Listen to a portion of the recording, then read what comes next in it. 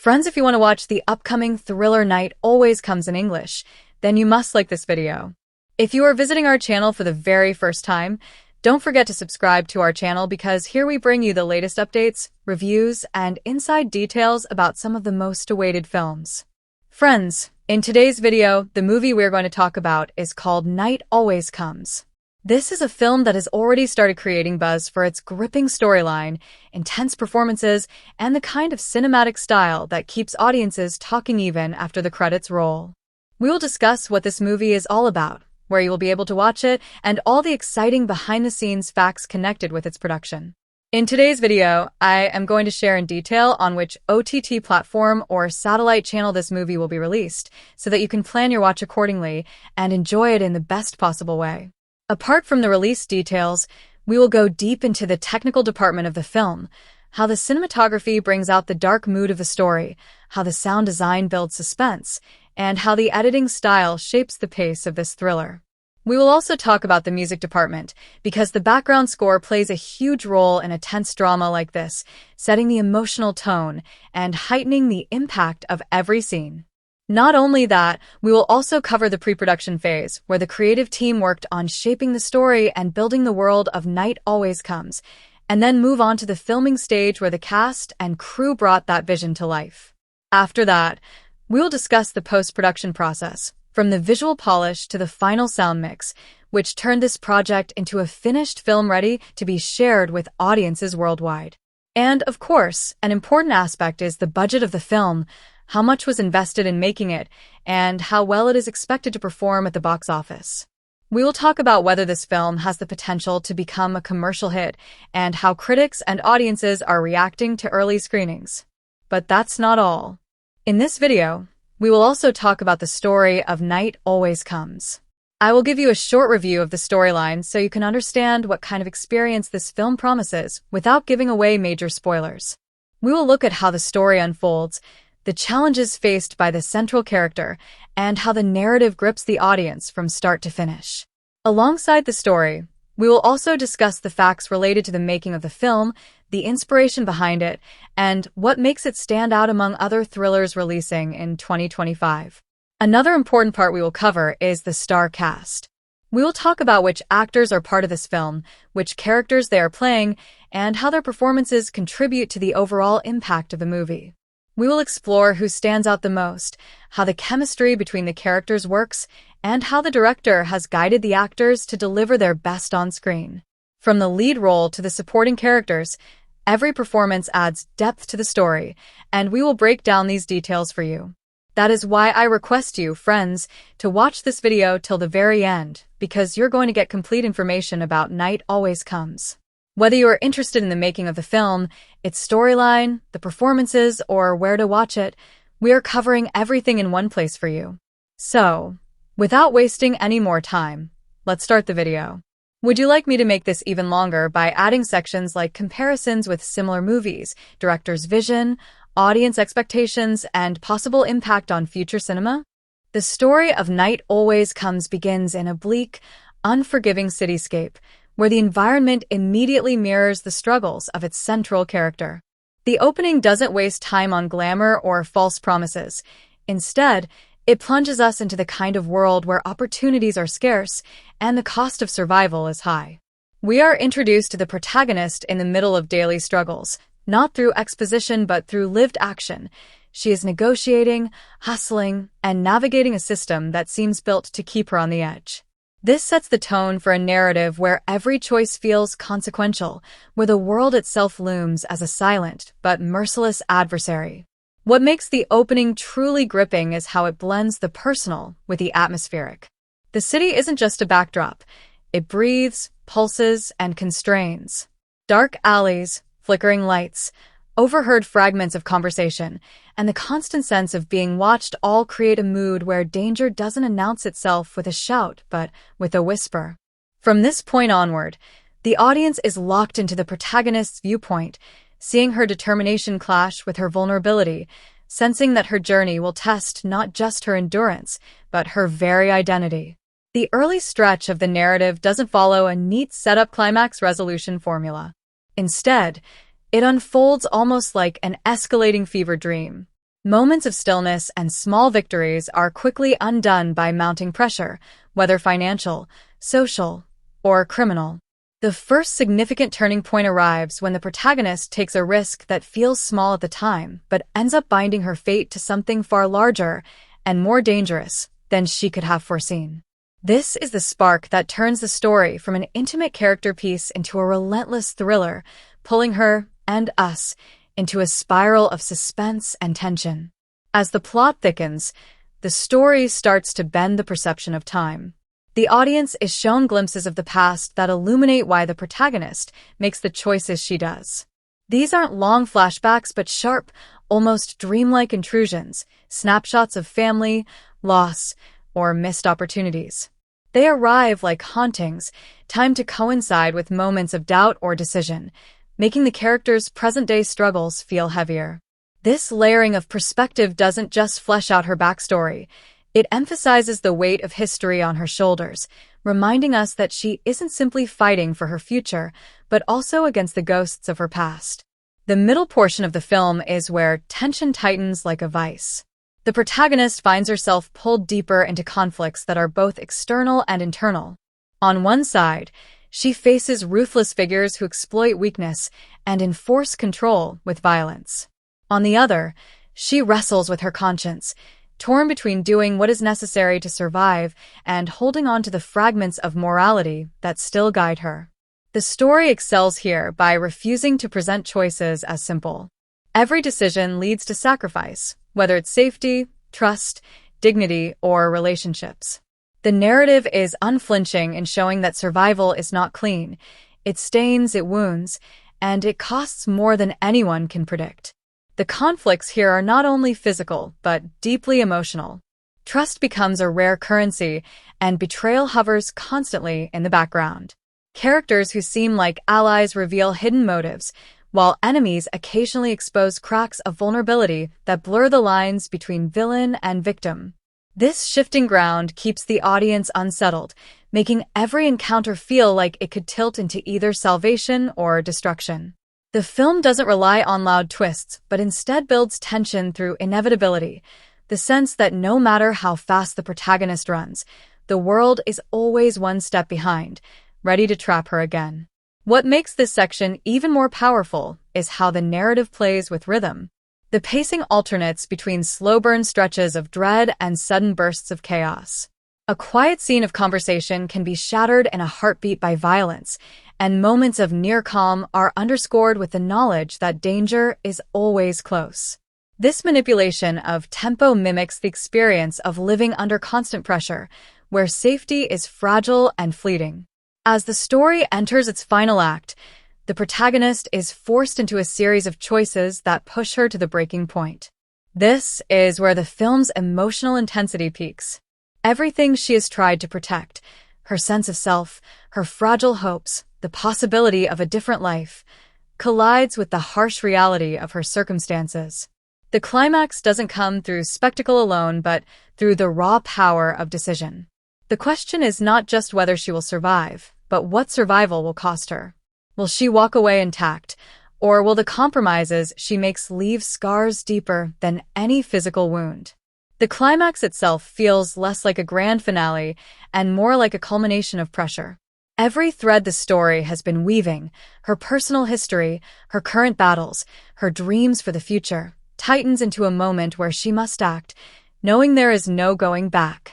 It's a confrontation not only with those who threaten her, but with herself.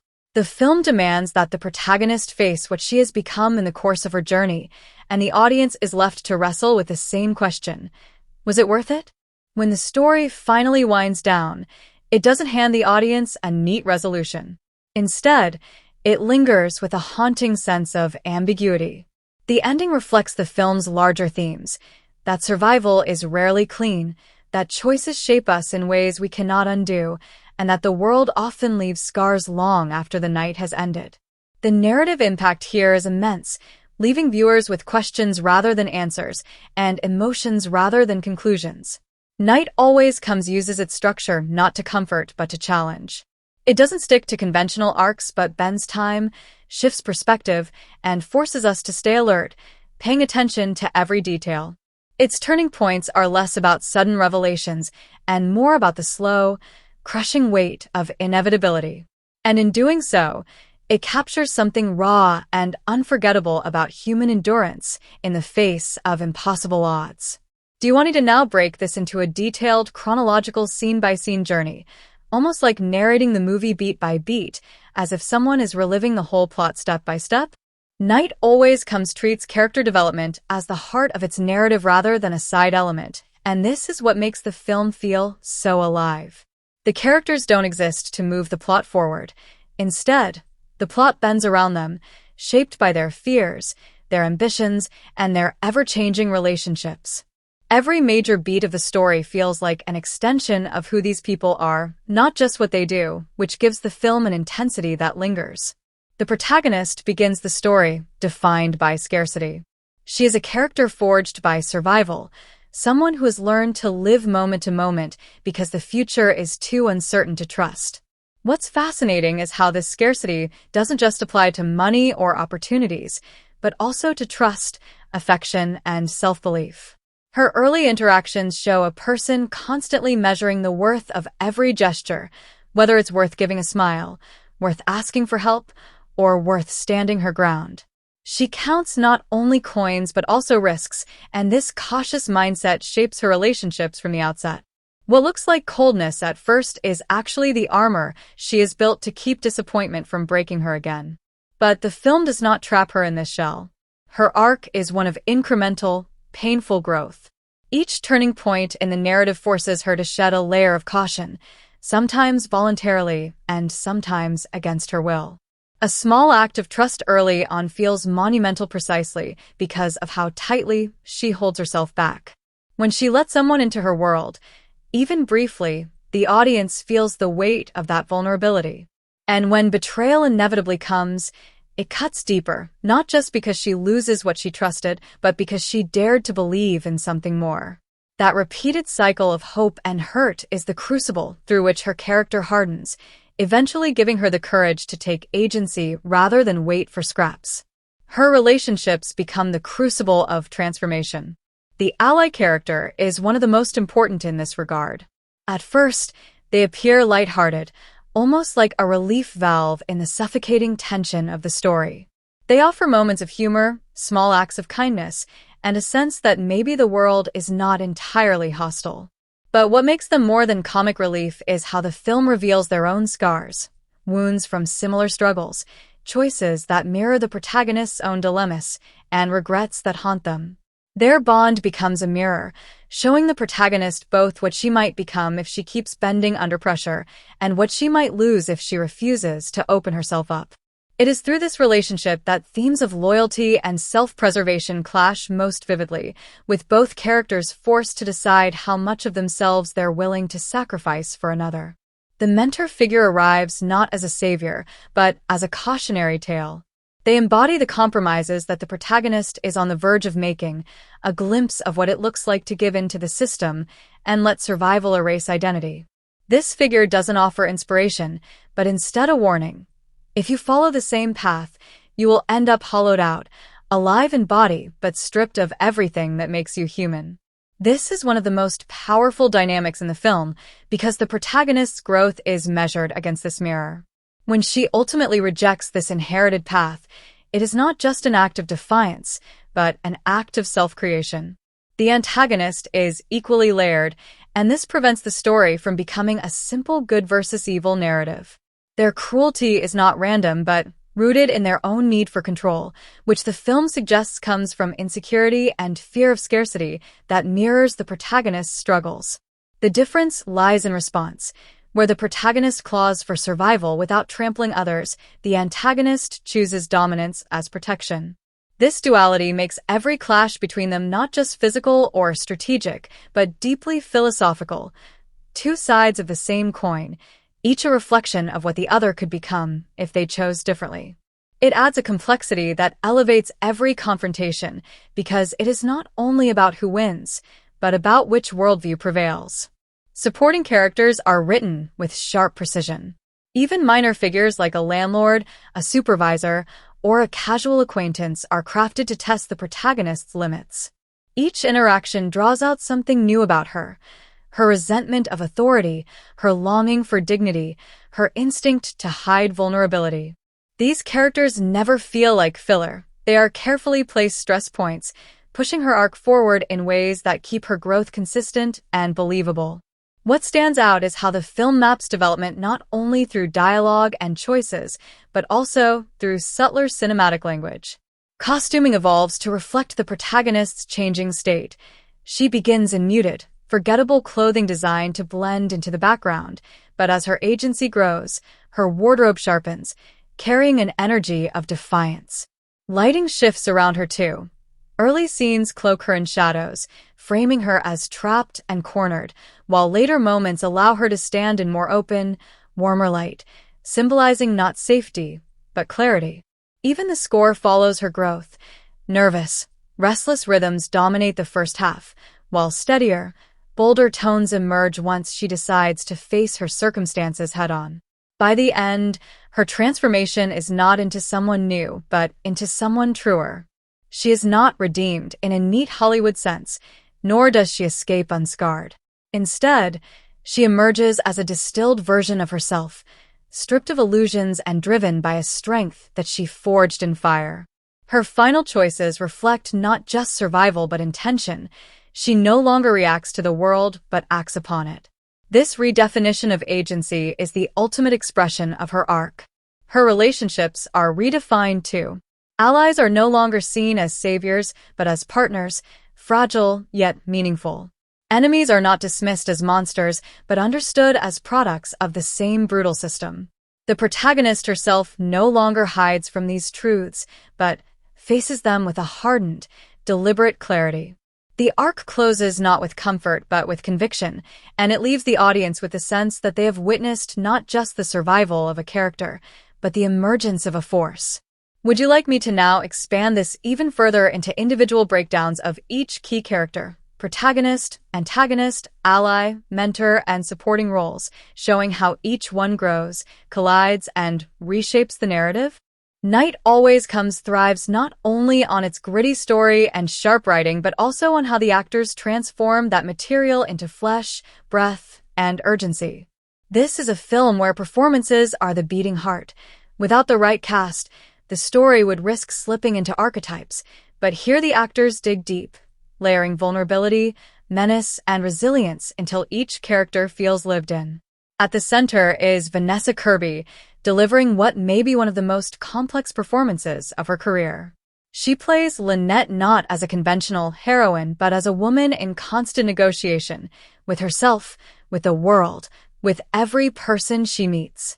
Kirby builds the role from the smallest details upward. The hunch of her shoulders in early scenes communicates years of being pressed down by invisible weight. Her voice is tightly measured, words released like currency she can't afford to spend carelessly. Even her silences communicate volumes, moments where her gaze darts between options, where you can almost hear her calculating survival strategies. When Lynette does finally allow herself to snap, the eruption doesn't feel like an actor performing rage, but like a dam breaking after relentless pressure. Kirby avoids sentimentality, playing her not as a victim or a saint, but as someone complicated, flawed, and absolutely determined. It's the kind of performance that pins the audience to her side whether or not they agree with her choices. Opposite her, Jennifer Jason Leigh as Doreen commands the screen with volatility. She doesn't come across as a simple antagonist, but as a mother caught in her own web of self-destruction. Leigh makes every scene unpredictable. One moment she offers a gesture of tenderness, and the next she lashes out with cutting cruelty. What makes her work so compelling is the precision of her instability. Every swing of mood is anchored in recognizable human pain, so the audience both recoils and empathizes. Her chemistry with Kirby is electric, as if both actresses are sparring with each other under the guise of mother-daughter conversations. Each exchange carries a sense of history, of years of unresolved wounds, and Leigh's ability to weaponize both love and desperation ensures that her presence lingers long after she exits a scene. Zack Gottsagen brings a warmth that reframes the film's intensity. As Kenny, he provides not comic relief or symbolic innocence, but a grounded humanity that sharpens the stakes. His naturalistic style draws the camera into his rhythm rather than bending to the chaos around him. The stillness he brings becomes a gravitational pull, anchoring Kirby's restless energy. Their bond is quietly profound. When Kirby shares scenes with Gottsagen, her own performance softens, reshaping itself around his calm. This dynamic not only deepens character development but also gives the audience a heartbeat of tenderness amid the relentless tension. The supporting cast fleshes out the world with texture. Stephan James plays Cody with a coiled energy, always watchful, always a half step away from either helping or betraying. His charisma makes every scene hum with unpredictability. He's the kind of presence that forces the audience to lean forward, trying to read his true intentions. Randall Park brings an understated menace as Scott, cloaking cold pragmatism in a gentle tone. His performance is about what he withholds, smiles that don't quite reach his eyes, pauses that suggest calculation, and conversations that seem polite until you realize they're traps. Julia Fox as Gloria injects sharpness and danger, each entrance sparking like a blade cutting into fabric. She plays opportunism with style, embodying the allure and peril of quick fixes.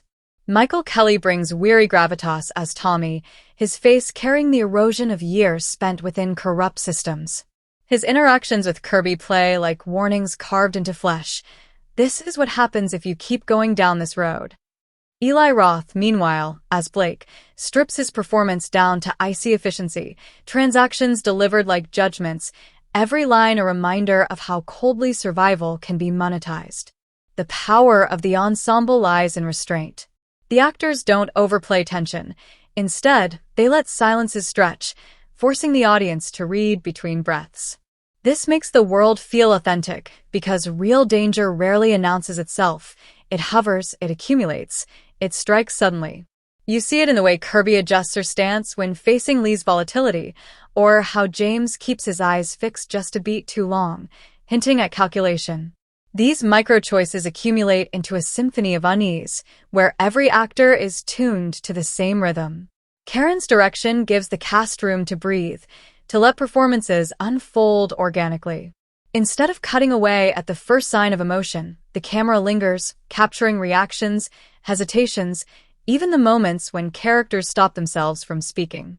This trust in the actors allows for performances that feel spontaneous rather than rehearsed. Kirby's hesitations, Leigh's sudden tonal shifts, Gottsagen's naturalistic ease, all of these play unfiltered, and the result is a tapestry of performances that never feel scripted.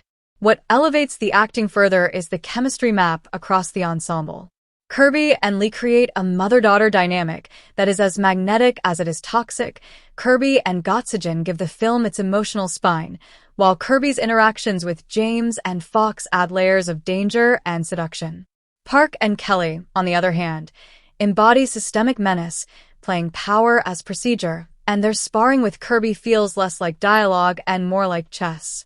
Each pairing creates a new texture, so the protagonist's growth is visible not just in her choices, but in how her body language shifts with each person she encounters. In the final act, the performances converge into something explosive. Kirby's transformation is visible in her voice and posture. Leigh's volatility reaches its most devastating form.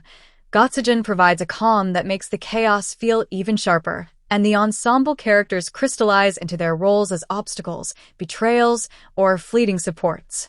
The climax works not just because of the script, but because the actors embody the culmination of everything their characters have lived.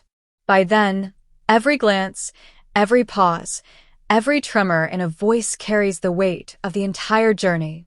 Would you like me to expand this even further into actor-by-actor deep dives, exploring how each performance individually contributes to the themes, the atmosphere, and the emotional core of the film? The direction of Night Always Comes does not simply guide the film, it dictates how we as an audience are allowed to breathe inside its world.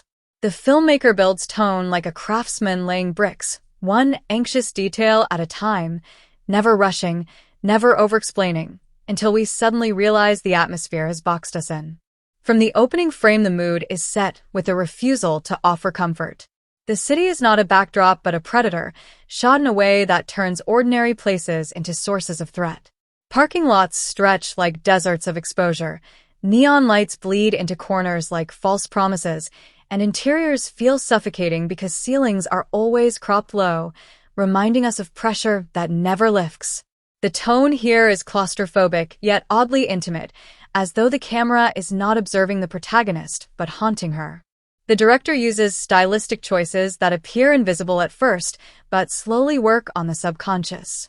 For instance, characters are often framed off-center, shoulders cut by door frames, eyes lost in shadow, a deliberate refusal to let them own the screen.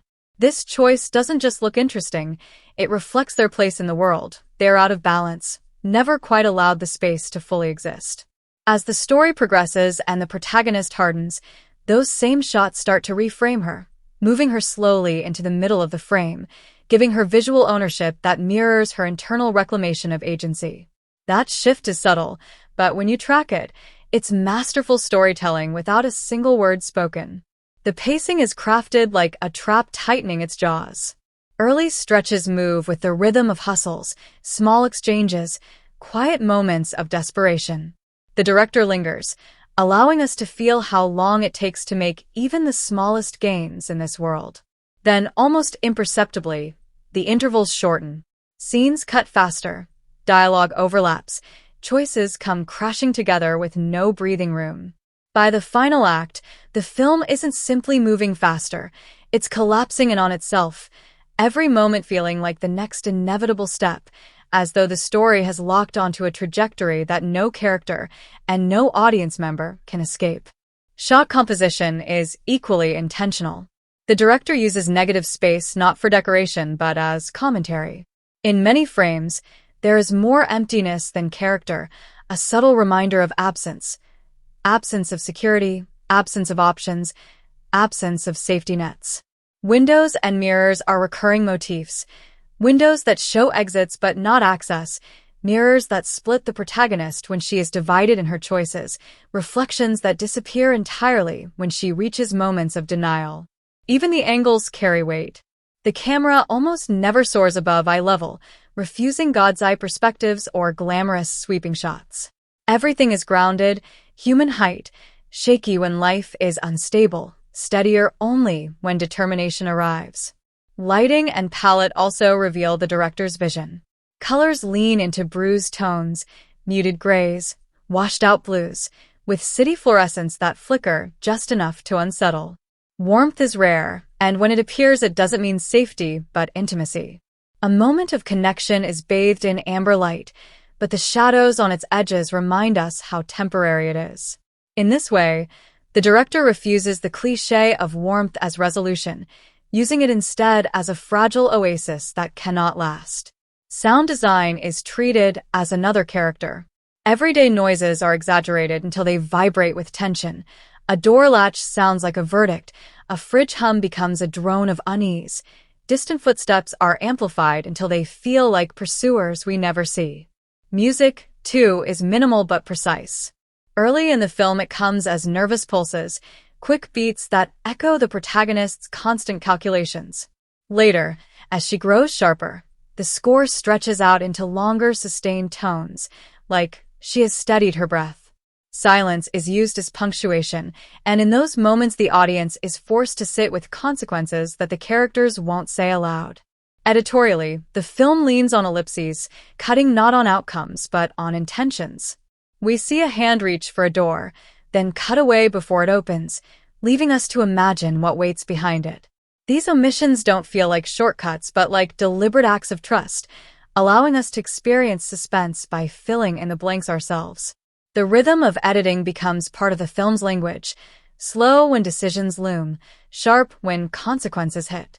Ultimately, the director's greatest accomplishment is control of what we see, when we see it, and how long we're forced to endure it. There's no indulgence, no decorative flourish without purpose. Every visual motif, every pacing choice, every shadow on a wall is working toward the same vision, to trap us in the same psychological space as the protagonist, to make us carry the same weight she carries.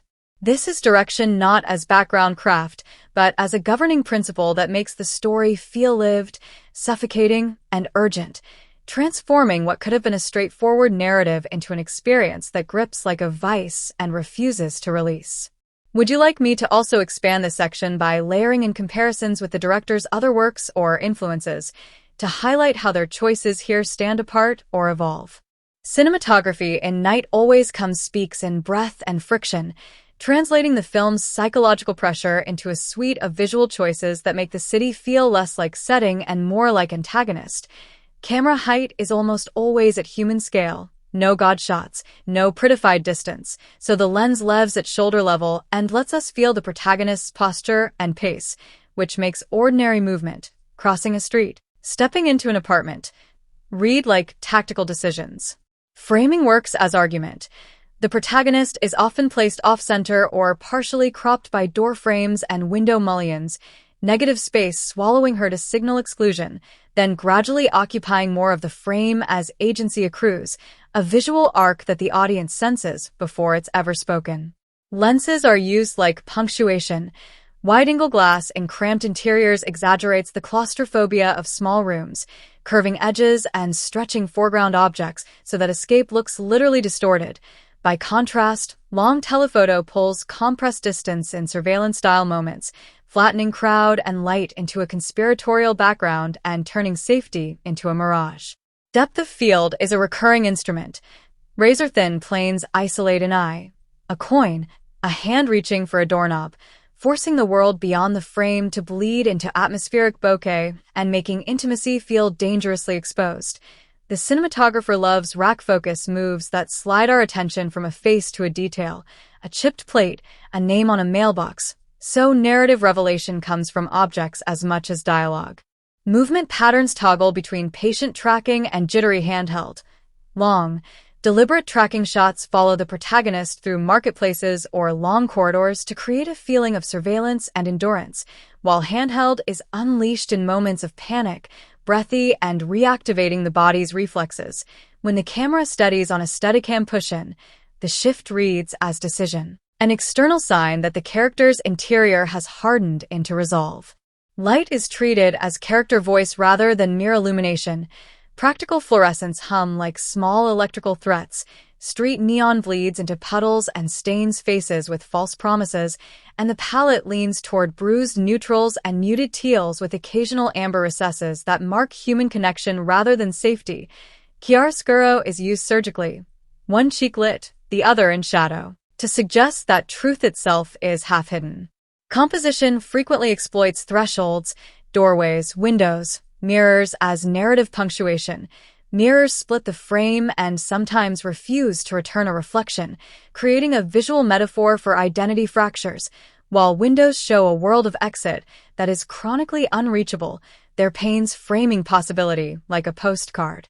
The film includes moments of quiet visual audacity, a long take that threads through a cramped apartment party, never cutting as the protagonist navigates micro-conversations and predatory glances. A corridor shot where receding lines barrel in until the character must choose a door.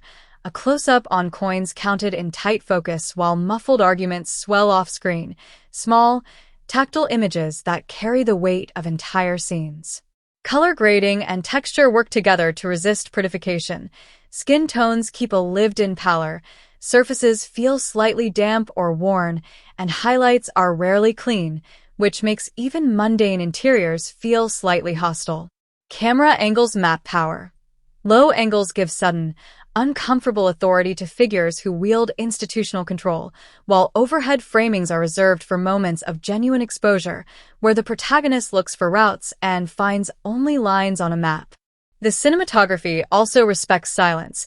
Framing holds on faces long enough that the absence of sound becomes image-driven suspense, a look that says as much as a scream.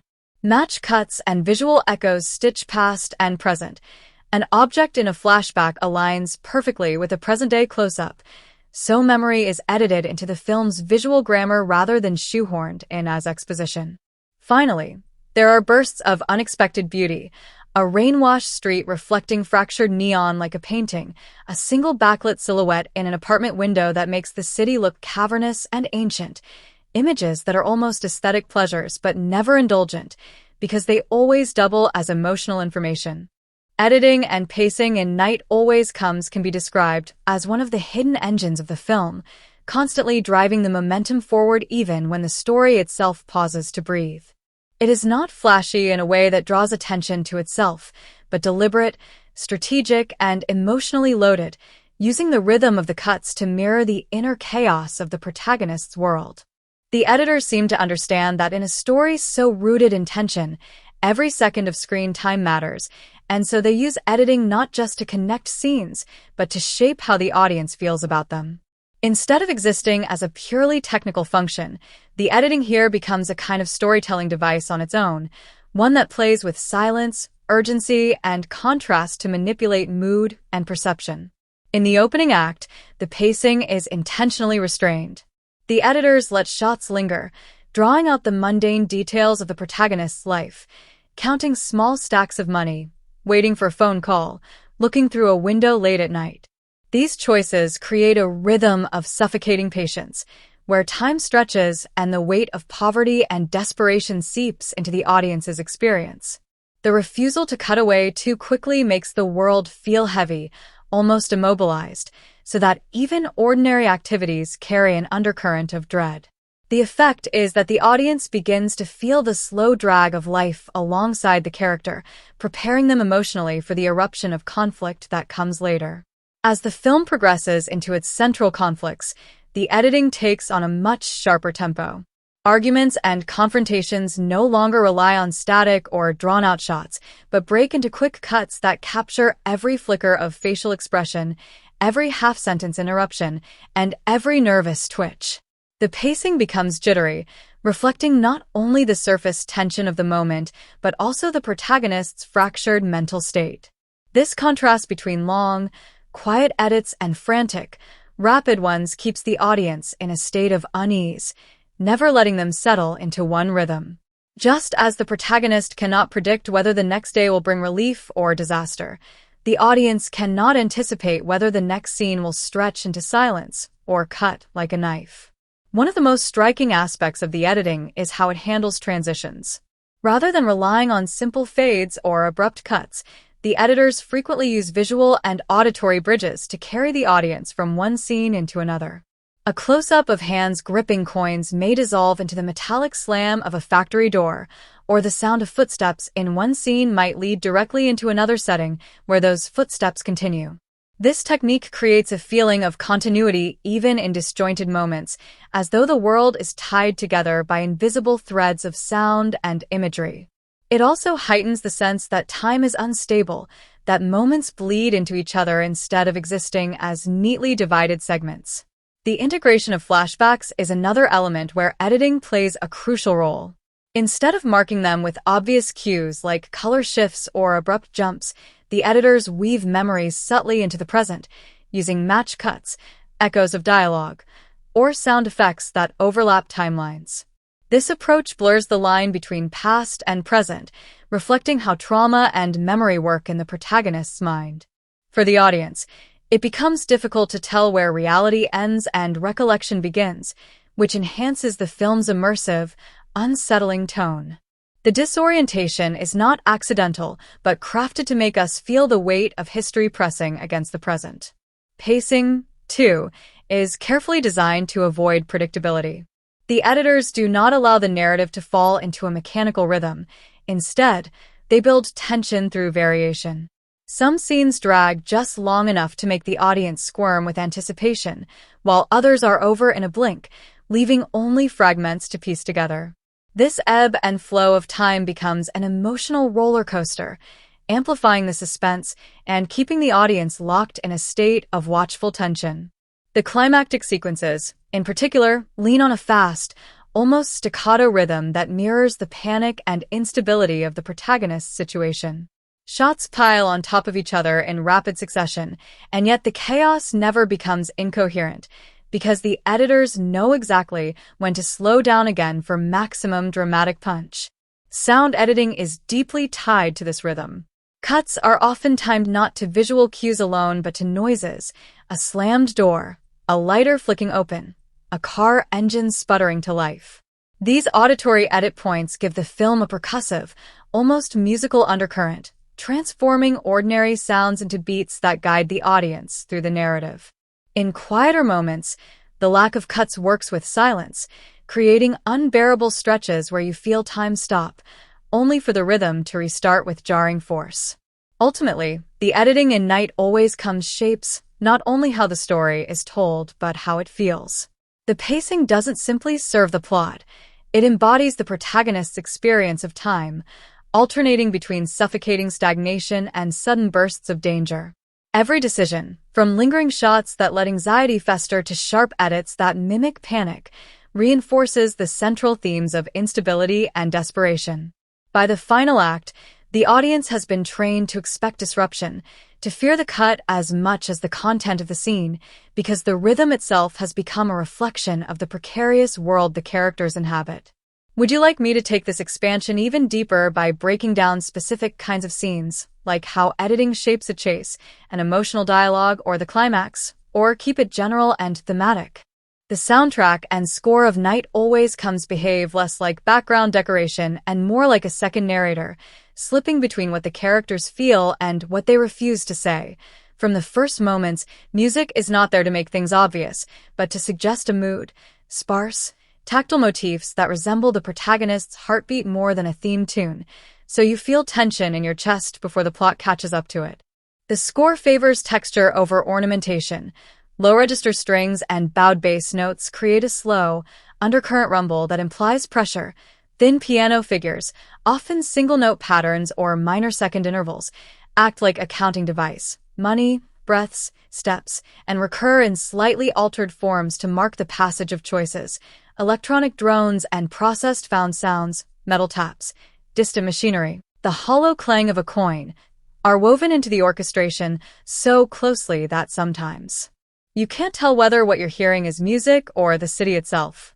Recurring motifs are handled like living things, a 4- or 5-note cell that first appears in a tiny, fragile arrangement, a single piano or plucked string, will reappear later reharmonized, broadened, or played in a lower octave, so the motif functions as an emotional yardstick. When it's thin and high, it signals scarcity and fear.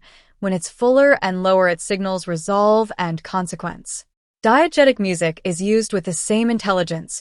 A cheerful pop song in a grocery store or a slurred bar jukebox can undercut a moment of violence or betrayal, producing that cinematic irony where the tune's normalcy makes the scene feel crueler. Conversely, intimate, human diegetic music, a street busker, a child's lullaby, becomes a rare warm pocket that the score then refuses to turn into safety, instead shadowing it with a single dissonant note, so the audience never mistakes. Connection for security. Silence and space are arguably the score's boldest tools. The composer lets sounds drop out at critical junctions, and the absence of music becomes a loud decision. Scenes where a door closes or an admission is made are often accompanied by nothing at all, forcing the viewer to sit in the character's moral loneliness until some small, metallic sound, a coin on a counter, a lighter click, reintroduces the sonic world and re-anchors tension.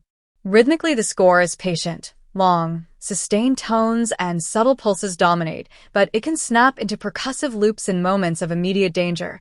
These beats are rarely traditional drums and more often constructed from looped Foley elements, so the threat feels handcrafted rather than cinematic shorthand. Instrumentation choices track character changes. Acoustic instruments, piano, cello, a muted trumpet, accompany the film's human moments, while synth pads and distorted textures swell around institutional or predatory presences. As the protagonist's agency grows, the instrumentation shifts. The motif that started on single piano notes returns played by a fuller string section or doubled by a low synth, a sonic translation of less afraid, more deliberate. The mix favors clarity of voice over bombast. The score is careful to sit under dialogue, amplifying emotional beats without drowning them, only broadening into a fuller arrangement at the film's crystalline moments so the audience feels the release rather than being told to feel it. Motif interplay is clever. Leitmotifs assigned to relationships occasionally overlap or clash in scenes of betrayal, producing harmonic tensions that mirror emotional conflict. The composer occasionally inverts a motif, flip intervals, change mode, to indicate deception, memory distortion, or moral compromise. There are standout passages that linger. An extended, nearly wordless sequence where a single piano motif is phased with distant industrial noise as the protagonist navigates a rain-slicked street, a fragile duet of clarinet and muted trumpet underscoring a brief moment of tenderness that the film will not allow to last, and a climax that strips instrumentation to an almost unbearable monophonic line before layering in strings and a low bass swell so the payoff reads as consequence rather than triumph. Importantly, the score's relationship with sound design is collaborative rather than competitive. Rises in the music often coincide with off-screen diegetic creaks or distant sirens, and sometimes the boundary between scored crescendo and rising environmental noise is intentionally porous, so the sonic world feels coherent and ruthless.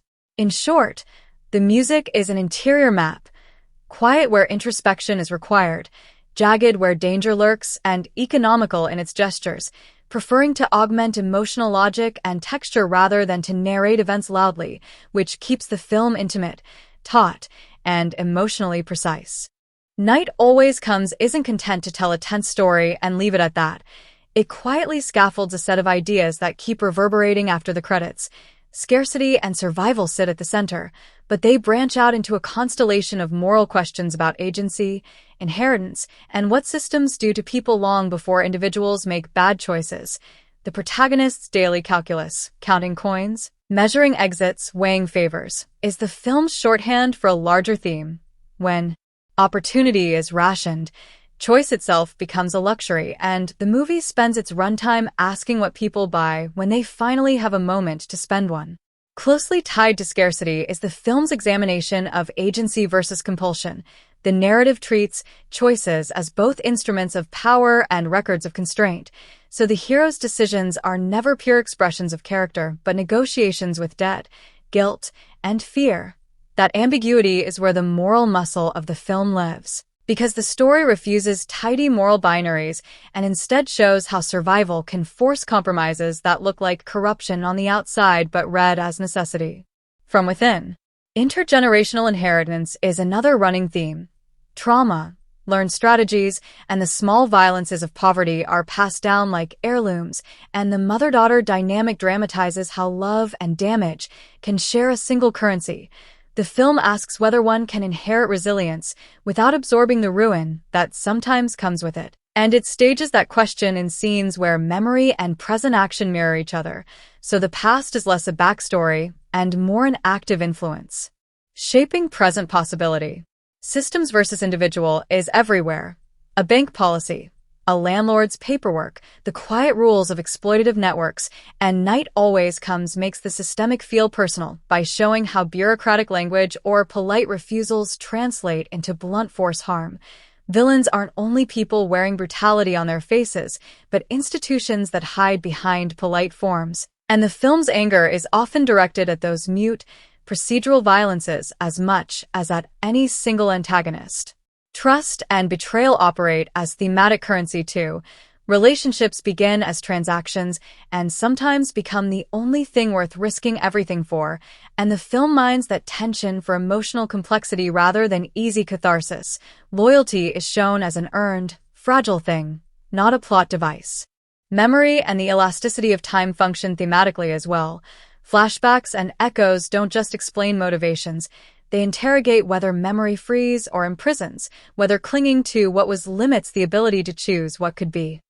Stylistically, the movie reinforces these themes through recurring motifs, coins that click like metronomes for scarcity, mirrors that refuse to show a reflection when identity is split, doorways that frame possibility without granting access, so the film's language, visual, sonic, editorial, keep circling back to the same ethical puzzles until they feel structural rather than rhetorical. There's also an understated political edge. By chronicling how polite structures and small humiliations compound into ruin, the film nudges viewers toward a wider empathy for those trapped in cycles they didn't design. It doesn't preach, but it does reframe culpability. asking us to consider whether judgment belongs to the individual or to the circumstances that made that person. Finally, Night always comes delights in leaving questions half open. It's more interested in reputational complexity than moral tidy-ups, so themes of dignity, resilience, and moral compromise hang in the air like aftersmoke from a fire that warmed and burned at once, and the movie's lasting impression is less a lesson than a lived-in problem. How do you choose honor when every option costs you something essential? And what does surviving that choice do to the person who manages to live through it? Night Always Comes isn't content to tell a tense story and leave it at that. It quietly scaffolds a set of ideas that keep reverberating after the credits. Scarcity and survival sit at the center, but they branch out into a constellation of moral questions about agency, inheritance, and what systems do to people long before individuals make bad choices. The protagonist's daily calculus, counting coins, measuring exits, weighing favors, is the film's shorthand for a larger theme. When opportunity is rationed, choice itself becomes a luxury, and the movie spends its runtime asking what people buy when they finally have a moment to spend one. Closely tied to scarcity is the film's examination of agency versus compulsion. The narrative treats choices as both instruments of power and records of constraint, so the hero's decisions are never pure expressions of character, but negotiations with debt, guilt, and fear. That ambiguity is where the moral muscle of the film lives, because the story refuses tidy moral binaries and instead shows how survival can force compromises that look like corruption on the outside but read as necessity from within. Intergenerational inheritance is another running theme. Trauma, learned strategies, and the small violences of poverty are passed down like heirlooms, and the mother-daughter dynamic dramatizes how love and damage can share a single currency.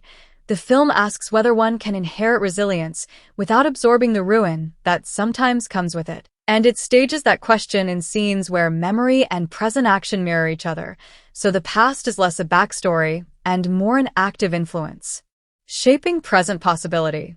Systems versus individual is everywhere. A bank policy, a landlord's paperwork, the quiet rules of exploitative networks, and Night Always Comes makes the systemic feel personal by showing how bureaucratic language or polite refusals translate into blunt force harm. Villains aren't only people wearing brutality on their faces, but institutions that hide behind polite forms. And the film's anger is often directed at those mute, procedural violences as much as at any single antagonist. Trust and betrayal operate as thematic currency too. Relationships begin as transactions and sometimes become the only thing worth risking everything for, and the film mines that tension for emotional complexity rather than easy catharsis. Loyalty is shown as an earned, fragile thing, not a plot device. Memory and the elasticity of time function thematically as well. Flashbacks and echoes don't just explain motivations.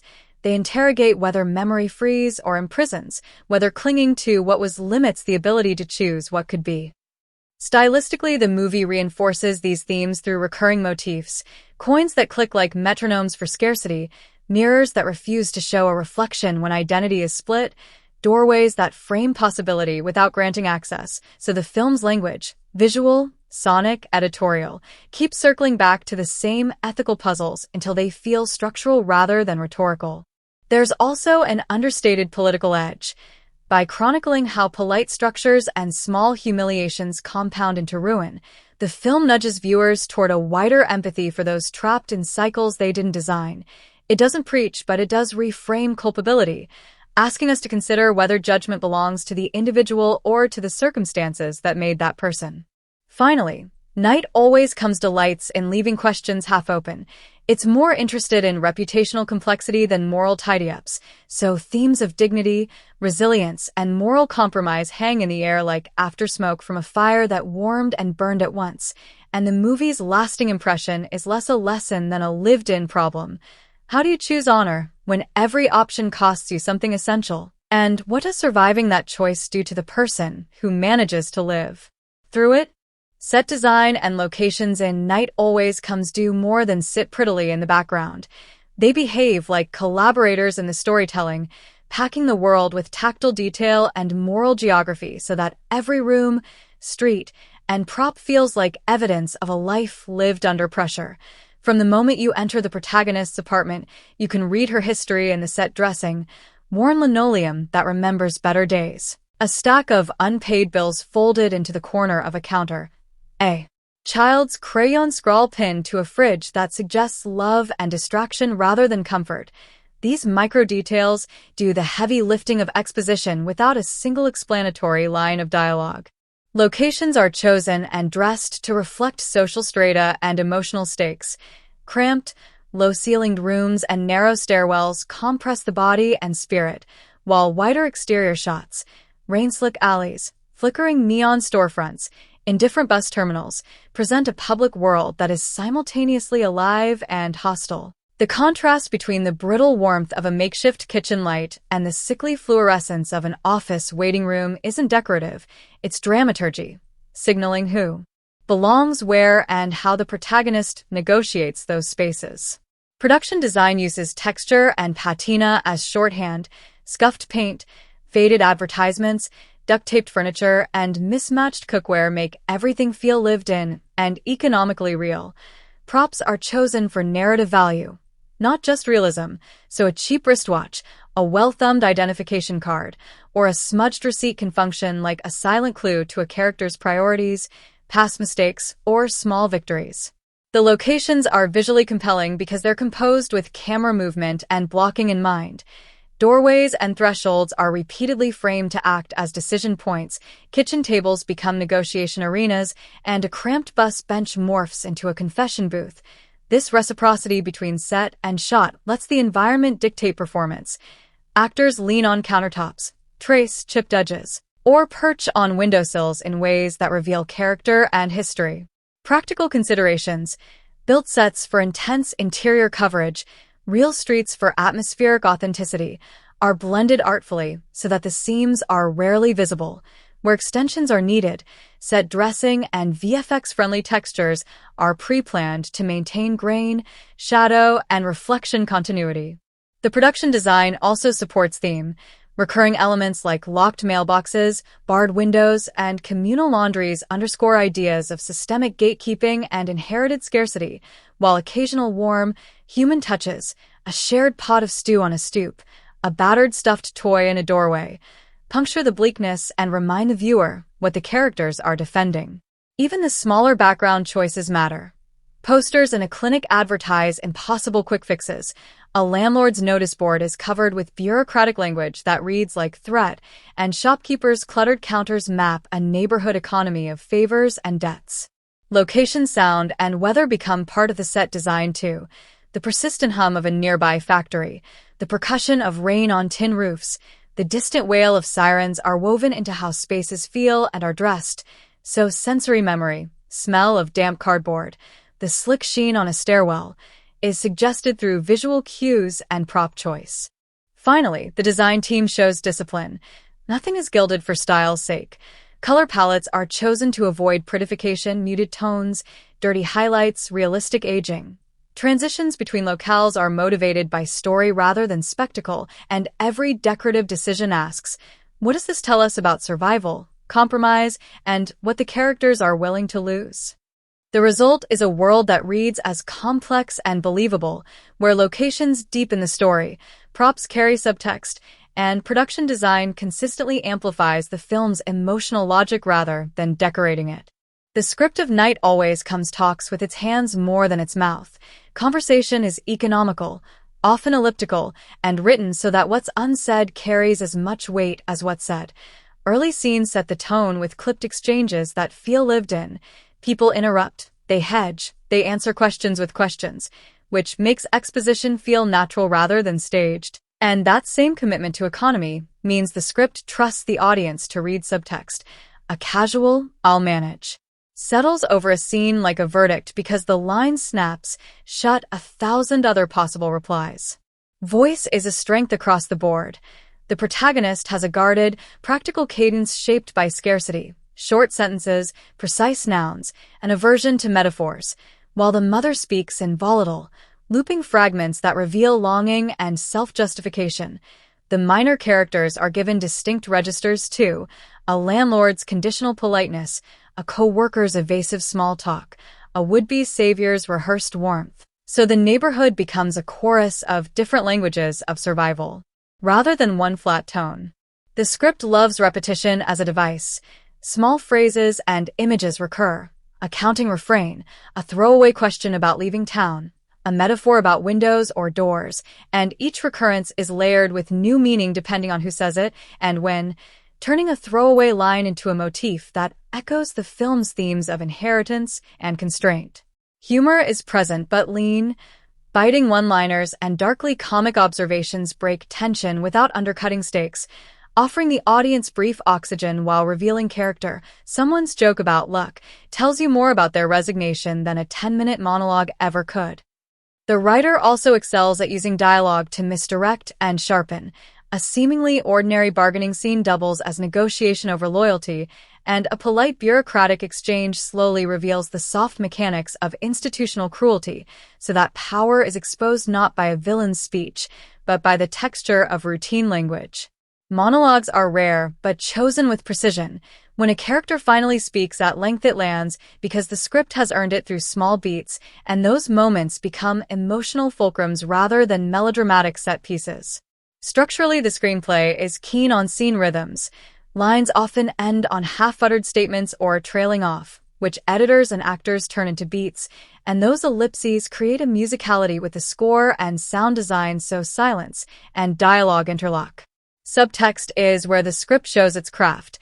Many confrontations are less about the literal topic, money, shelter, and more about respect, inheritance, or identity, and the best scenes read as arguments over who gets to be seen and who gets to remain anonymous. The dialogue is also economical in revealing backstory, small, telling details, a reference to a childhood habit, a half-remembered name, a domestic object, populate conversations so history is implied rather than explained, keeping momentum while deepening character. There are memorable, defining lines, not flashy epigrams but hard little truths that ring because of timing and delivery, a terse admission that reframes a relationship, a single-sentence refusal that marks a moral line, and those lines stick because they synthesize voice, theme, and performance into a concentrated moment. Language choices respect class and place. There's texture in slang, rhythm and hesitations, and the script resists sanitizing speech for accessibility, which gives the film its authenticity while also making every emotional beat feel earned. Finally, the screenplay's interplay with other crafts elevates the writing. A whispered line cut by a sudden edit becomes a knife. A joke underscored by an empty score becomes hollow, and a revealed subtext leans on an actor's micro-expression to become a revelation. So the script reads like a blueprint meant to be completed by direction, acting, and editing. And it succeeds because it leaves room for those collaborators to add the final, humane details. Night Always Comes is a fascinating case study in genre execution because it doesn't play by the rules of just one tradition. Instead, it borrows pieces from several and reassembles them into something both familiar and unsettling. At its core, it is a social realist drama, the kind of story grounded in poverty, debt, and survival, but it borrows the rhythm of a thriller so that even mundane errands carry the tension of a chase sequence. The film rarely uses guns or explosions to generate suspense, but it weaponizes uncertainty. Every time the protagonist knocks on a door, waits for a call, or bargains for a favor, the scene is shot and scored like a standoff, keeping audiences on edge. In this way, the movie subverts the expectation of spectacle-driven stakes by turning economic precarity itself into the engine of suspense, which feels fresh because it's rooted in everyday life rather than heightened fantasy.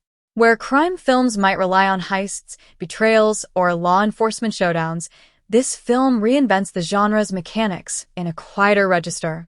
Instead of vaults or jewels, the prize is survival, a car, a chance at stability. Instead of gunmen, the antagonists are landlords, dealers, bureaucrats, and family members whose power lies in what they can withhold. It's still a battle, but one waged in whispers, stares, and contracts. The noir influence is there too. The city is rendered as a trap. Choices close off rather than open up, and the sense of fatalism hangs over every decision. But where classic noir leans into cynicism, Night Always Comes threads in moments of raw tenderness that complicate the genre's bleakness. That injection of human vulnerability prevents the film from becoming a hollow exercise in despair. Instead, it's about the fight to keep some shred of hope alive. Humor is another layer the film sneaks in carefully. Unlike a traditional thriller where comic relief might feel like a detour, here dry, darkly comic exchanges are woven into the tension. A sarcastic aside in the middle of a negotiation or a deadpan comment during a breakdown both undercut and deepen the mood, showing how characters use wit as armor. This balancing act keeps the tone dynamic. It never collapses fully into unrelenting grimness, but also never betrays its dramatic core. The movie also sidesteps cliché in how it builds momentum. Many dramas about desperation rely on sudden, melodramatic incidents to propel the story forward, but Night Always Comes finds propulsion in accumulation. Each minor setback, each failed opportunity, each half-truth adds weight until the pressure becomes unbearable. That cumulative structure makes the climax feel inevitable, not contrived, and it resonates more deeply because the story has been building toward it in increments rather than leaps. Genre familiarity is never abandoned entirely. Audiences will recognize the skeleton of a crime drama thriller hybrid, but the flesh on those bones is what makes it new. Instead of chase scenes, there are grueling walks across the city. Instead of bloody confrontations, there are quiet humiliations in fluorescent-lit rooms. Instead of villains who snarl and monologue, there are ordinary people who shrug as they close doors in someone's face. By shifting the scale of conflict and tension, the film both honors and reinvents the genres it borrows from, giving audiences the pleasures of suspense, the sting of tragedy, and the resonance of realism all at once. Would you like me to also expand this section the way I did with editing and pacing and performances, where I break down multiple layers in much more depth? Night Always Comes functions like a social microscope that zooms in on everyday systems and shows how tiny, routine violences add up into structural cruelty. At the surface, it dramatizes one person's scramble, but beneath that scramble, the film lays out a clear cartography of contemporary pressures, precarious housing, the infantilizing language of bureaucracy, the moral calculations forced by economic scarcity, and the way informal economies and favors become survival currency, and it does so by embedding those pressures into props and beats, counted coins, locked mailboxes, plastic notices on a landlord's wall, so the politics never arrive as a lecture, but as material reality you can almost smell. The cultural commentary works because it chooses the granular over the grand pronouncement. Scenes of polite refusals at an office, a landlord's clipped no, or a form stamped with denial are staged to feel like blows, converting procedural language into a kind of social violence.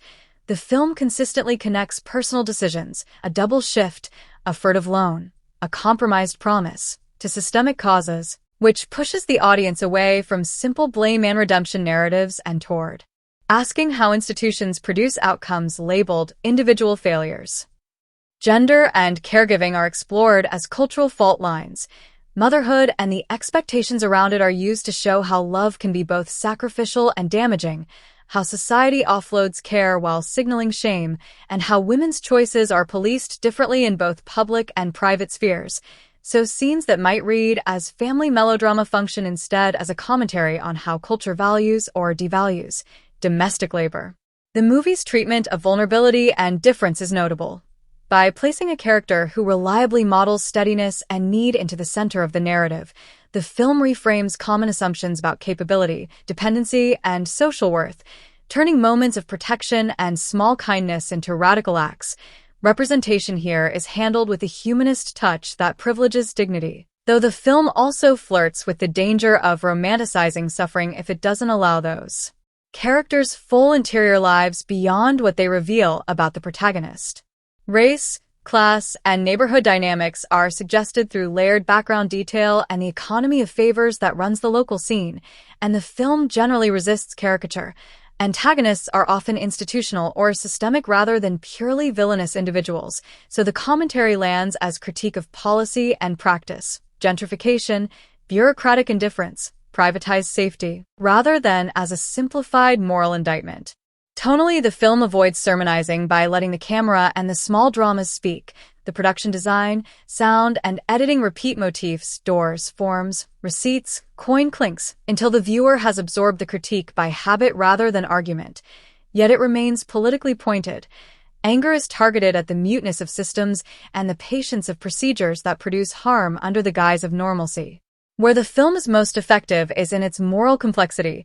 It refuses the tidy binaries of villain and victim and instead shows how cultural narratives about choice, mask-constrained alternatives, which forces the audience to feel empathy and frustration at once. Potential weaknesses live in the usual places. If supporting figures become shorthand for social ills rather than fully rounded people, the commentary risks feeling schematic, and if tender moments are used only to punctuate suffering without showing pathways to durable change, the portrayal can slide into pity. But largely the film's insistence on specificity, small locations, microeconomies, interpersonal transactions, makes its social critique feel earned and urgent rather than tacked on, turning the story into a lived argument about how society organizes scarcity and what that organization asks of human dignity. Night Always Comes works like a compact emotional engine that wants to drag you into its rhythm and leave you thinking about it on the subway ride home. Its ability to engage is less about spectacle and more about calibration. Performances invite immediate empathy. The camera gets close enough that tiny facial micromovements read like confessions, and the score and editing time the beats so that a single held look or a brief silence lands harder than a loud reveal, because the characters feel lived in and morally complicated. Viewers don't watch passively, but keep guessing which small choice will tilt the balance, and that guessing produces real-time reactions. Nervous laughter at gallows humor, a sudden gasp at an unexpected betrayal, tight chests during a scene of maternal failure, and quiet, stubborn tears in moments of fragile tenderness where a character risks vulnerability for the first time. Engagement is engineered through contrast. Long, patient scenes that make you squirm with anticipation are followed by short, jagged bursts that make you jump, so the audience's emotional state is constantly being retuned. Sound design and score push you into the moment. An ambient drone that refuses to relent, then a single piano note that makes a confession feel like an indictment. And those auditory cues make feelings more bodily than intellectual. The film also invites argument.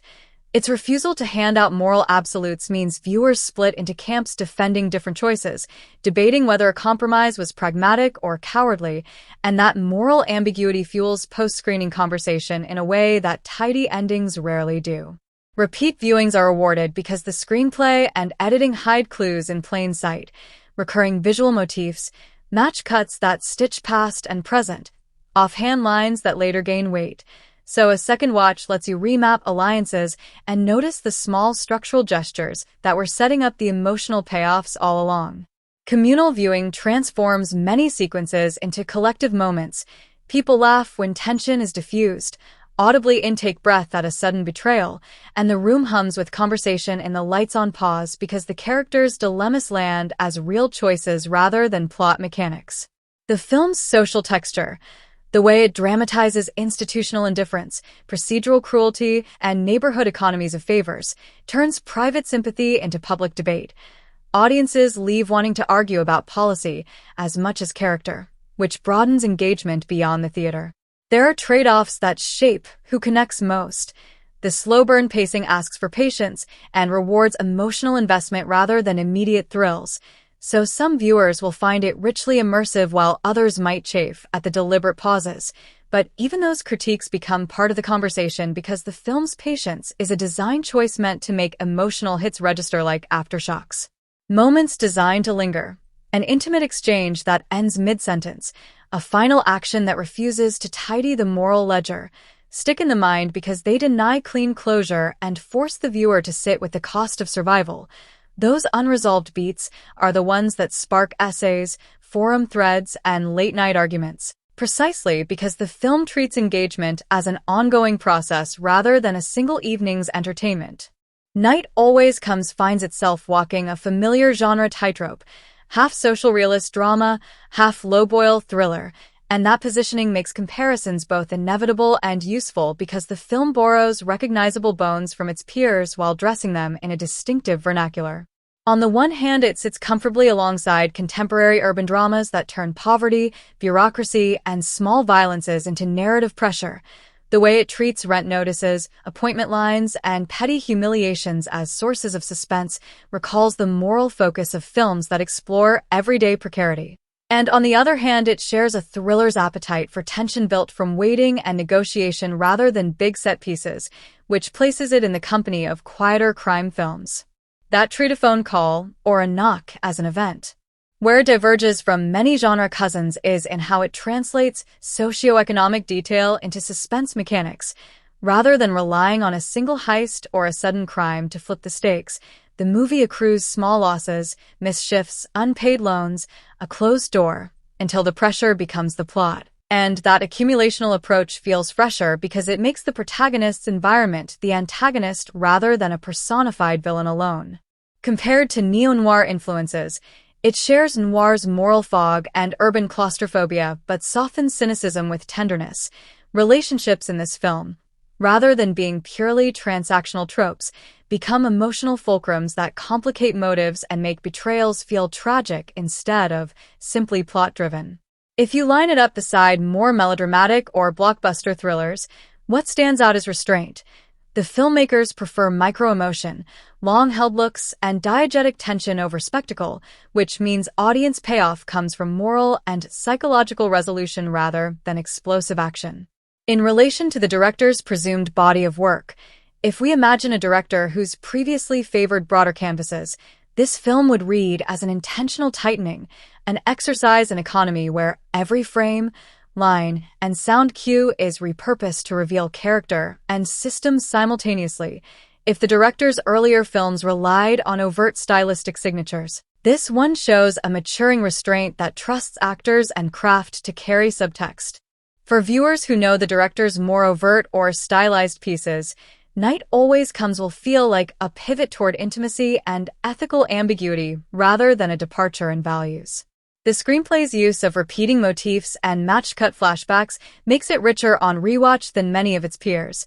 Where some genre films hide clues in plain sight, this one buries them as textures, props, and phrases that acquire new meaning later. So repeat viewings pay dividends in a way few fast-paced thrillers do. In terms of performances and casting, the film benefits from actors who inhabit rather than announce, which compares favorably to ensemble-driven social dramas. The emotional register is earned, and supporting roles are more than schematic, they're pressure points, so the film avoids the common pitfall where minor characters exist only to move plot. Technically, its choices, handheld intimacy, muted palette, diegetic sound as suspense, place it in a lineage with modern urban realist films, while its editorial strategy, lingering takes that snap into staccato cuts, borrows from taut thrillers, creating a hybrid rhythm that's both reflective and urgent. Where it might feel familiar is in certain genre tropes, the city as trap, the corrosive mother-child dynamic, the institutional antagonist, but the film reframes these tropes through accumulation and moral complication, which prevents them from reading as lazy recycling. Finally, the movie stakes a claim on what the genre can explore next. Instead of expanding stakes outward, bigger crimes, wider conspiracies, it narrows focus inward, how daily indignities add up to life-altering choices. So its most original contribution is less a new plot device than a shift in what counts as cinematic danger. In short, for viewers who like their thrillers lean and their dramas unsparing, it sits comfortably in the pantheon of hybrid social thrillers while offering a tonal and structural twist that rewards patience and close attention. Night Always Comes is a film that thrives on what lingers beneath the surface, and its use of symbolism and metaphors is one of the most compelling aspects of its storytelling. At first glance, the movie plays like a straightforward tale of survival and desperation, but if you lean into its imagery and recurring motifs, you start to notice how carefully layered everything is. The city itself becomes a metaphor, not just a backdrop, but a living entity that seems to both imprison and tempt its inhabitants. Its bridges, tunnels, and endlessly repeating blocks are symbols of cycles, of poverty, of debt, of trauma, that the protagonist struggles to escape. Every time the camera lingers on infrastructure, whether it's a looming overpass or a set of locked doors, it suggests barriers both physical and psychological, a reminder that escape is never just a matter of distance, but of breaking patterns that feel unbreakable. The recurring use of light and shadow is another subtle metaphor. Harsh fluorescent lighting in offices and convenience stores reduces characters to their most vulnerable, exposed selves, while softer, dimmer glows, lamps in small apartments or neon signs on empty streets, carry both comfort and menace. Light becomes a kind of judge in the film, deciding when a character is seen, when they're hidden, and when they're trapped between the two. It reflects the larger theme of exposure, of how systems leave people nowhere to hide, and how the desire for anonymity becomes as desperate as the need for visibility. Money, too, takes on a symbolic weight beyond its surface function. Crumpled bills, coins exchanged, and the constant passing of envelopes act as more than just transactions. They become tokens of power and survival. Each time cash changes hands, it feels ritualistic, a small ceremony of control. What makes this symbolism resonate is that the money never looks glamorous. It's always dirty, folded, or incomplete, mirroring the way dreams in this world arrive tainted and unfinished. The film also employs recurring motifs in its visual language: doors that never seem to open fully, phones that ring at the wrong time, mirrors that reflect fractured versions of characters. The mirror imagery in particular deepens the protagonist's arc. Reflections are rarely clear, often distorted by grime or cracks, suggesting not only the fractured sense of self, but also the difficulty of seeing a path forward when the present is already fractured. These motifs don't announce themselves loudly, but they accumulate until you realize they've been quietly shaping your perception all along. Vehicles, whether cars, buses, or trains, become metaphors for mobility and its limitations. They represent freedom in theory, but in practice, they're tied to money, to schedules, to systems outside of the character's control. Shots of the protagonist watching cars pass or missing buses are not just logistical obstacles. They're cinematic shorthand for a life defined by being perpetually left behind, always chasing something just out of reach. Even silence is used symbolically, functioning as much more than a pause between lines. Extended moments where the sound drops out or characters hesitate before speaking become metaphors for suppressed voices, for words swallowed because of fear, pride, or exhaustion. Silence becomes its own character, one that presses down as heavily as debt or obligation, reminding the audience that sometimes what is left unsaid carries more weight than dialogue. All of these metaphors and symbols work together to make the film richer than a simple narrative of struggle. They transform everyday objects and settings into carriers of meaning, reminding viewers that in a world where survival hinges on scraps, even the most mundane details, a flickering light bulb, a slammed door, a half-empty wallet, are charged with emotional and thematic weight. The story becomes less about events and more about decoding a world that constantly reflects the characters' inner turmoil back at them, and it's in these layers of hidden meaning that the film truly becomes haunting. If Night Always Comes sits inside a broader franchise or series, imagine it as the quiet, weathered chapter that rewrites what the franchise thinks it's about. Rather than another bold sequel that ups the spectacle, this entry would function as a tonal recalibration. It can be a character-centered interlude, a single-volume deep dive into a side character's backstory, an origin piece that reframes the protagonist's later choices, or an anthology installment that uses the same world rules to tell a different, grimmer story. In franchise terms, its contribution would be measured by how it expands the moral map rather than the plot map, adding depth to institutions previously treated as background, giving context to recurring antagonists by humanizing the mechanics that made them, and complicating any neat hero/villain binaries established earlier. If it's positioned as a prequel, the film's slow accumulation structure and focus on systems would show what created the franchise's larger conflicts, supplying emotional ballast to later spectacles. As a sequel, it would act like an oblique echo, showing consequences in smaller, more personal scale, how policies, neighborhoods, and private compromises ripple outward into events we already know from earlier entries. As an anthology episode or a tonal detour, it would be the franchise's gutsy, quiet hour, rewarding long-term fans with lateral world-building, new neighborhoods, bureaucratic rituals, recurring props, or phrases that act like secret handshake lore, while inviting newcomers to enter at an accessible, human level. The risks and rewards in franchise mode are obvious. Leaning into the existing mythology, too hard risks alienating viewers who come for the low-key realism, while ignoring franchise continuity can frustrate fans hungry for connective tissue. The smartest franchise placement makes Night Always Comes feel necessary, an explanation rather than an interruption, so that future installments can riff off its moral complications rather than pretending they never happened. If the property is more episodic, an anthology about different neighborhoods or different nights, the film contributes by enlarging the series' thematic range, proving the franchise can hold both high-scale drama and intimate, system-focused tragedy without collapsing into tonal mismatch. Now switch the lens. If Night Always Comes is aiming for historical fidelity rather than fictional world-building, the yardstick shifts from how does it expand lore to how believably does it reconstruct time, place, and the social rules that governed people's choices? A historically minded reading looks for the film's research rigor, period-accurate props, believable costumes, credible dialogue rhythm, and correct institutional detail, how a housing office worked, what welfare forms looked like, the lingo of local trade networks. Good historical dramatization does two things at once.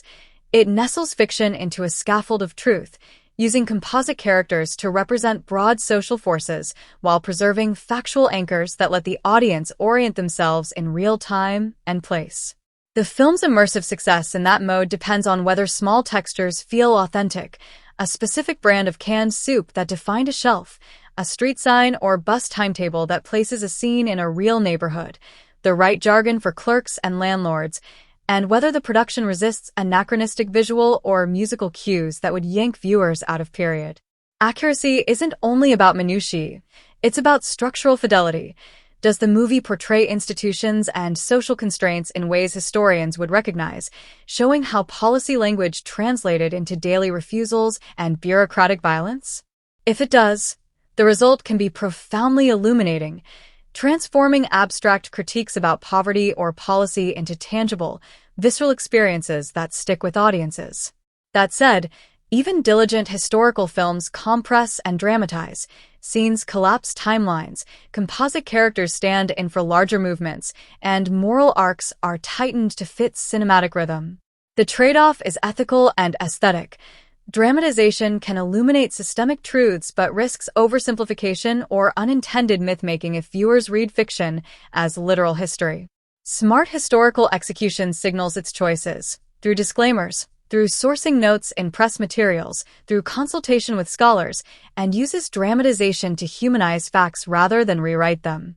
In practice, Night Always Comes could handle this by anchoring its fictional protagonist in well-documented social patterns, e.g., documented eviction practices, known welfare criteria, while making clear that personal stories are fictionalized. Production design, dialect coaching, and archival consultation matter here. The film's credibility rests on whether these elements work together to reproduce the feel of an era without lapsing into nostalgic stylization or caricature. Whether franchise or historical project, the film's biggest contribution is the same.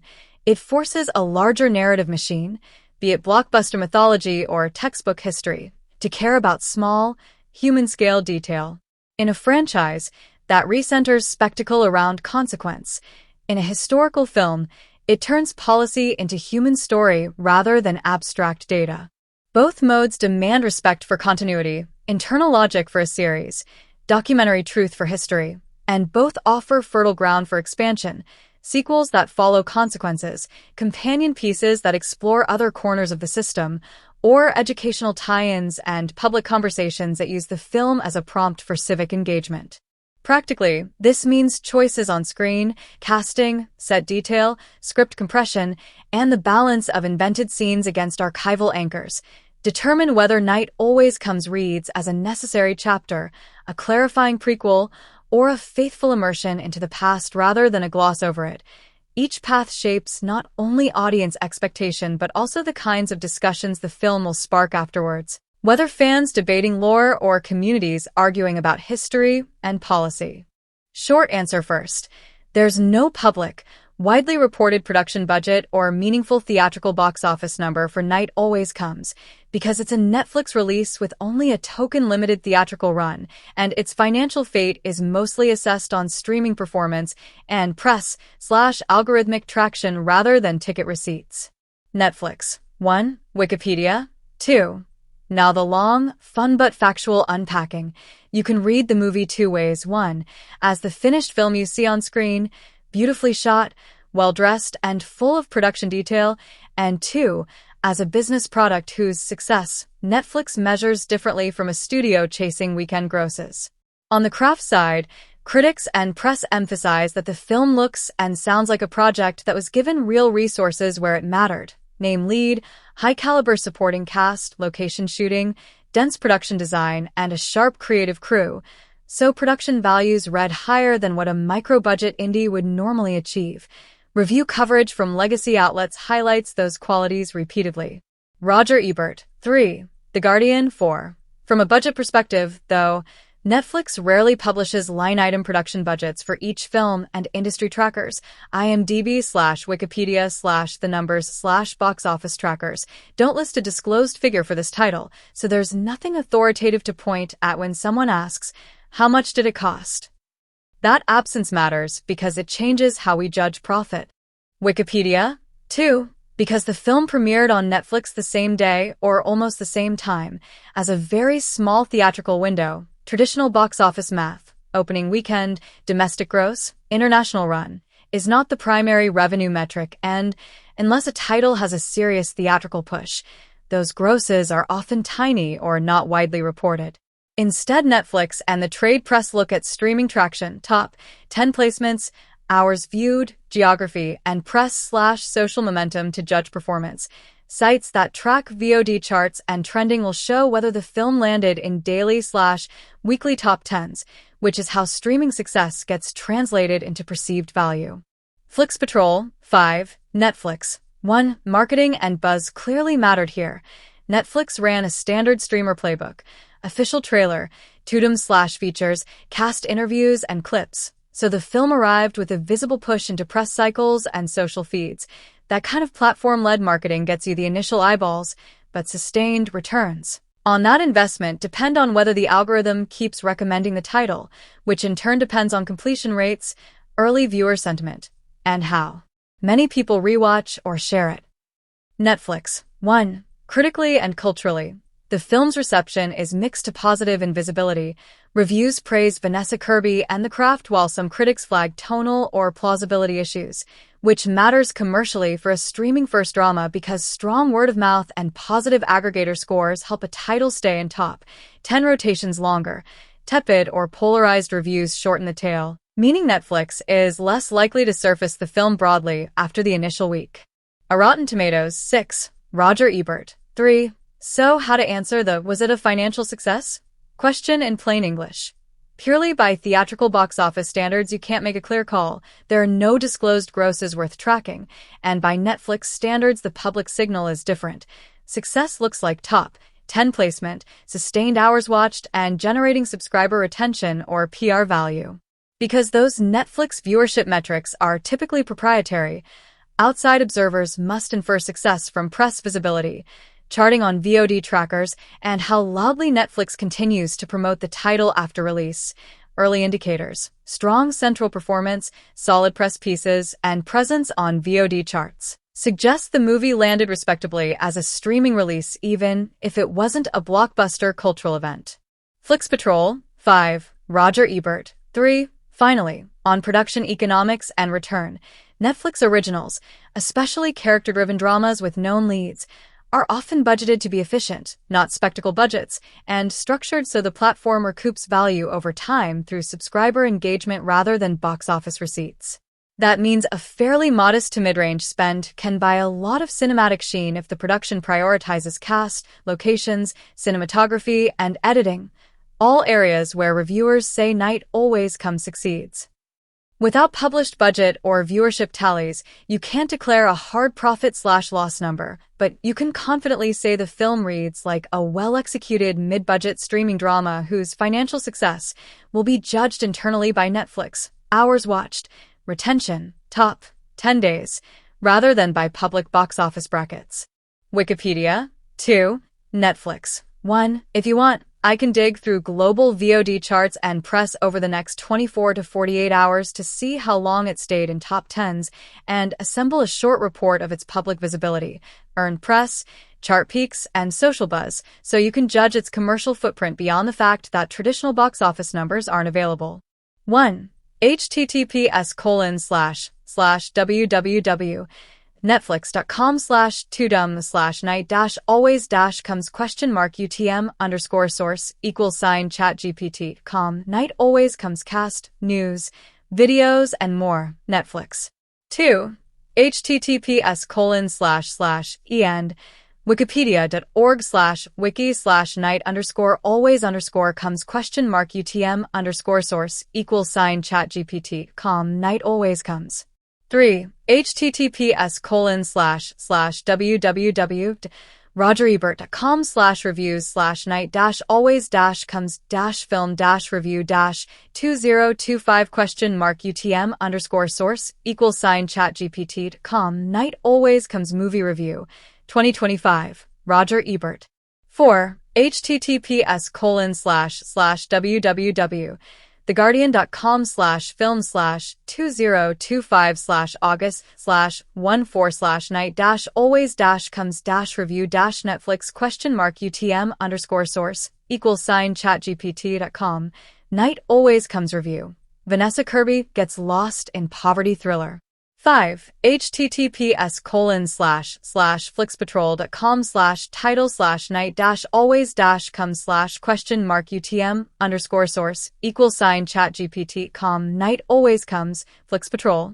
6. https://www.rottentomatoes.com/m/night_always_comes?question-mark-utm_source=chat-gpt.com night always comes Rotten Tomatoes. For anyone curious about where to catch this film, the answer depends on how you want to experience it and how immersive you want that journey to feel. The movie had a limited theatrical rollout, the kind of release that isn't about raking in box office numbers, but about giving audiences the chance to see it on the big screen. If you're lucky enough to have it playing in a nearby theater, that setting can transform the story into something much larger than life. The scale of the screen heightens the emotional weight of performances, and every detail of the cinematography comes alive in ways a living room setup simply can't replicate. Watching it in a theater also invites you into a collective experience, where moments of silence or intensity are shared with an entire audience, making the tension and emotion more palpable. That said, most viewers will discover this film in its streaming home, which is where it was designed to thrive. Netflix has the global reach and platform to ensure the movie lands directly in living rooms, instantly available to millions. Streaming gives you the freedom to watch at your own pace, whether that means binging it in one emotional sitting or pausing to reflect on the heavier moments before continuing. For a film layered with themes and emotional beats, that flexibility can be an asset, letting you soak in the story at your own rhythm. Plus, Netflix's crisp streaming quality ensures that the atmosphere, score, and carefully crafted visuals remain intact without sacrificing the intimacy of the story. Digital rental and purchase options are less emphasized for this title, as Netflix tends to lock exclusivity within its ecosystem. That means, unlike some studio films that cycle through rental platforms, this one is most accessible to anyone with a Netflix subscription. If you don't have access yet, it's worth considering the platform for this movie alone, not just because of the convenience, but because it's the kind of story that benefits from rewatching, catching subtler layers on a second or a third run. So, what's the best way to experience it?